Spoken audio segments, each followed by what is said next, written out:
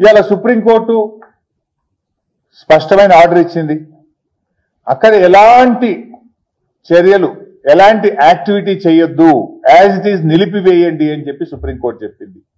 Supreme court చెప్పిన తర్వాత కూడా ఇవాళ ఢిల్లీ నుంచి కమిటీ వస్తుందని తెలిసి నిన్న రాత్రి పోయి పోలీసుల పహారాలో టీజీఐసీ భూమి అని చెప్పి పెద్ద పెద్ద బోర్డులు పెట్టారు నిన్న.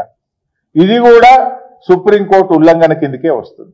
సుప్రీంకోర్టును ఖతారు చేయకుండా, సుప్రీంకోర్టు యొక్క డైరెక్షన్ ను లెక్క చేయకుండా నిన్న పోయి ఈ భూములు టీజీఐసీకి సంబంధించినవనే బోర్డులు నిన్న బిగించారు. ఈ విషయం కూడా కమిటీ దృష్టికి తీసుకుపోయినాం. ఇది సుప్రీంకోర్టు యొక్క ఉత్తర్వుల ఉల్లంఘన జరుగుతా ఉంది. సర్వోన్నత న్యాయస్థానం అంటే లెక్క లేకుండా ఈ ముఖ్యమంత్రి రాష్ట్ర ప్రభుత్వం వ్యవహరిస్తుందని చెప్పి ఈ బోర్డులను కూడా మేము కమిటీ దృష్టికి తీసుకుపోయాం. నిన్న రాత్రి పెట్టారు, నిన్నంత సాయంత్రం ఈ బోర్డులు this land belongs to TGIC అని బోర్డులు పెట్టినారు.